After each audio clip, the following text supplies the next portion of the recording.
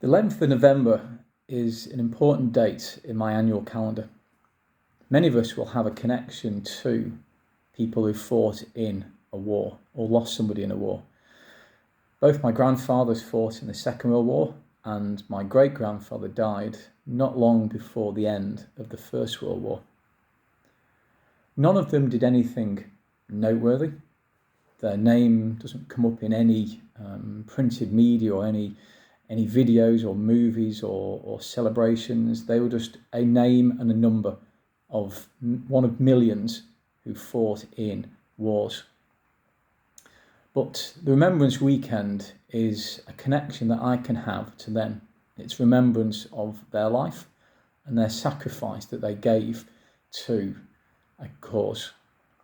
Remembrance is a powerful and important part of our society. Men and women of all ages, backgrounds, abilities, ethnicities, for generations have laid down their lives for king, queen and country. In selfless acts of service, each year the numbers of those who fought in the Second World War decreases. There will be a day when there will be none. They literally will be a memory in our lives. But if I reflect on the words of the poem by Lawrence Binyon, I'm sure many of us can recite it from memory. They shall not grow old, as we that are left grow old. Age shall not weary them, nor the years condemn.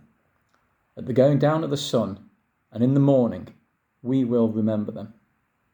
We will remember them. We have a responsibility to their memories, to their lives, to their sacrifice of that. Winston Churchill said, "Never was so much owed by so many few." Powerful words often reflected during remembrance services. The Festival of Remembrance, held on the Saturday closest to Remembrance Sunday in the Royal Albert Hall in London, is a fantastic service. Anyone who's maybe not watched it, I really recommend that you do.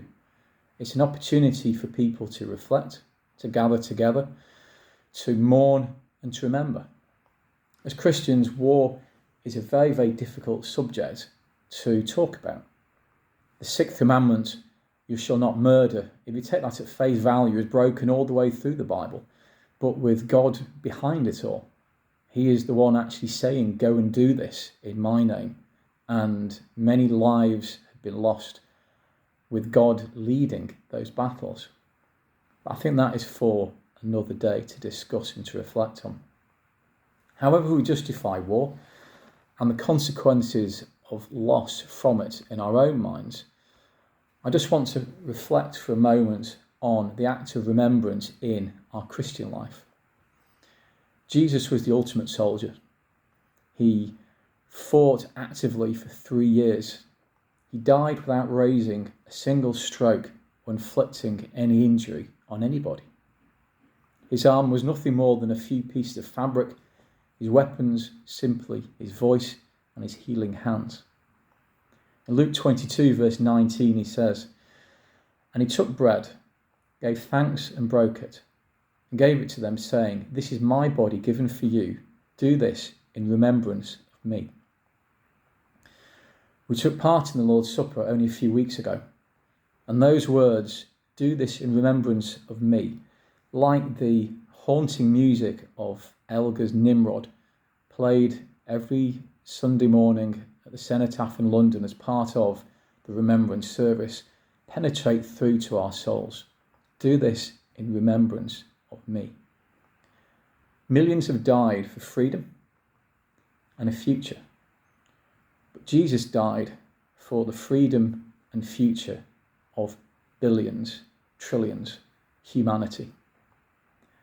As we remember the fallen in our past this weekend, I pray that you'll also remember him who was fallen, but he rose again.